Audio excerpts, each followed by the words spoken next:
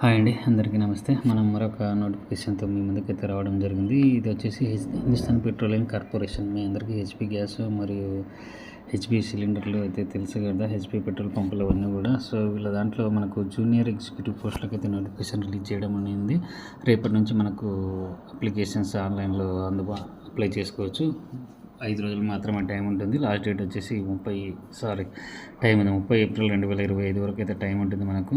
So మనకు వీళ్ళు పోస్టులు చూడండి. Junior executive mechanical pay scale వచ్చి 30,000 నుంచి 1,20,000 వరకు 11 పోస్టులు ఉన్నాయి.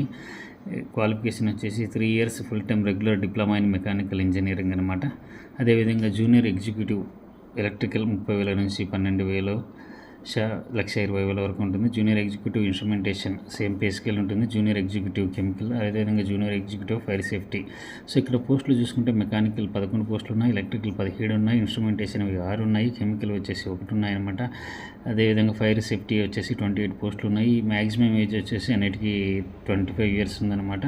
మనకు క్వాలిఫికేషన్ అయితే వీళ్ళు 3 years రెగ్యులర్ డిప్లొమా ఉండాలి అనమాట. సంబంధిత రిలవెంట్ ఫీల్డ్. కెమికల్కి అయితే కెమికల్, తర్వాత ఇప్పుడు ఫైర్ అండ్ సేఫ్టీకి అయితే ఫైర్ అండ్ సేఫ్టీ డిప్లొమా ఉండాలి, లేదంటే మెకానికల్ పోస్టులకి మెకానికల్ ఇంజనీరింగ్ ఉండాలి, ఎలక్ట్రికల్కి ఎలక్ట్రికల్ ఇంజనీరింగ్ పోస్టులు అయితే ఉండాలన్నమాట మనకు.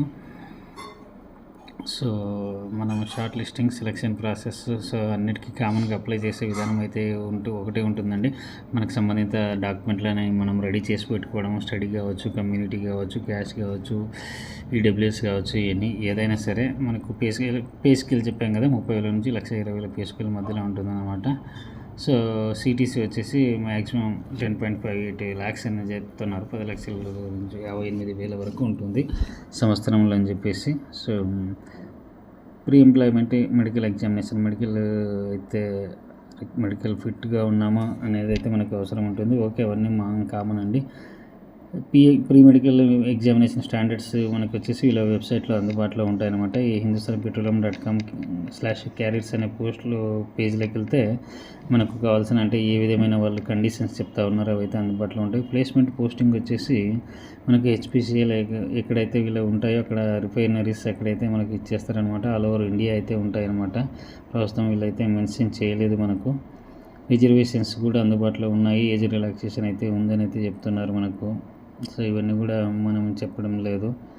ఇంకా ఇక్కడ చూడండి, మ్యాక్సిమం ఏజ్ అయితే మనం అన్నిటికీ జనరల్ ఏజ్గా 25 చెప్పాము. సో రిజర్వేషన్స్ ప్రకారం అయితే ఏజ్ ఇక్కడ ఉన్నాయి. మీరు పూర్తిగా వెబ్సైట్లో అయితే చూసుకోవచ్చు అనమాట. ఎందుకంటే కామన్గా ఇంకా ఇవన్నీ అందరికీ కామన్గా ఉంటాయి. మళ్ళీ ప్రతిసారి మనం దీని గురించి డిస్కస్ చేసుకోవాల్సిన అవసరం ఉండదన్నమాట ప్రతిసారి రిజర్వేషన్ గురించి. తర్వాత పీడబ్ల్యూబీడీ ఎలిజిబిలిటీ కూడా ఉంది కాబట్టి అప్లికేషన్ ప్రాసెస్ చూద్దాం మనము. So online application will be accepted from 9 hours on 26th March to 30th April 2025 అంటే రేపటి నుంచి స్టార్ట్ అవుతుంది. మనకు candidates are requested to apply online only అని వీళ్ళ వెబ్సైట్ అయితే ఇవ్వడం జరిగింది. www.hindustanpetroleum.com కెరీర్స్ కరెంట్ ఓపెనింగ్స్లోకి వెళ్ళి అప్లై చేసుకోమని చెప్తున్నారు. Applications with incomplete wrong particulars సరే కామన్ అటువంటివి అయితే వీళ్ళు ఎంటర్టైన్ చేయరు, మిమ్మల్ని పరిగణలోకి తీసుకోమని అయితే చెప్తున్నారు. ఈమెయిల్ ఐడి, ఫోన్ నెంబర్ కరెక్ట్గా ఉంటే మీరు ఈమెయిల్ ఐడి ఎప్పటికప్పుడు చెక్ చేసుకుంటూ ఉండాలి. ఎందుకంటే వీళ్ళు ఈమెయిల్ ద్వారానే అప్డేట్స్ ఇస్తూ ఉంటారనమాట ఆటోమేటిక్గా. ఇన్కంప్లీట్ అప్లికేషన్ మాత్రం ఇచ్చేస్తే దీనికి రిఫండ్ అయితే ఇవ్వరని అయితే చెప్తా ఉన్నారనమాట. ఫోర్ఫిటెడ్ అంటే మర్చిపోమనే చెప్తున్నారు. సో అప్లికేషన్ ఫీజు వచ్చేసి మనకి ఇక్కడ చూడండి, మనం ఫీజు చూసుకోవచ్చు. నాన్ రిఫండబుల్ ఇది చూడండి, ఖచ్చితంగా 1,100 రూపాయలు ప్లస్ జిఎస్టీ, 1,000 రూపాయలు ప్లస్ జిఎస్టీ 18%, దట్ ఈజ్ 180 రూపాయలు పడుతుంది అనమాట. సో 1,180 రూపాయలు అనమాట. పేమెంట్ మోడ్ వచ్చేసి debit, credit card, UPI, net banking, దాని ద్వారా ఏదైనా చేసుకోవచ్చు. అది చేసిన తర్వాత రిఫరెన్స్ నెంబర్ అయితే మనం మెన్షన్ చేయాల్సి ఉంటుంది. అదైతే నోట్ చేసి పెట్టుకుంటే ఒక చోట. So general instructions, only Indian nationals are eligibility apply అనమాట. సో ఓకే, ఇవన్నీ కూడా ఇంకా జనరల్గా కండిషన్స్. ఇంకొకటి మనకు రెగ్యులర్గా ఎవరైతే డిగ్రీ కంప్లీట్ చేసి ఉంటారో వాళ్ళు మాత్రమే అప్లై చేసుకోవాలండి. ఫుల్ టైం రెగ్యులర్ కోర్సెస్ అనమాట. మనకంటే గవర్నమెంట్ గుర్తింపు పొందినటువంటి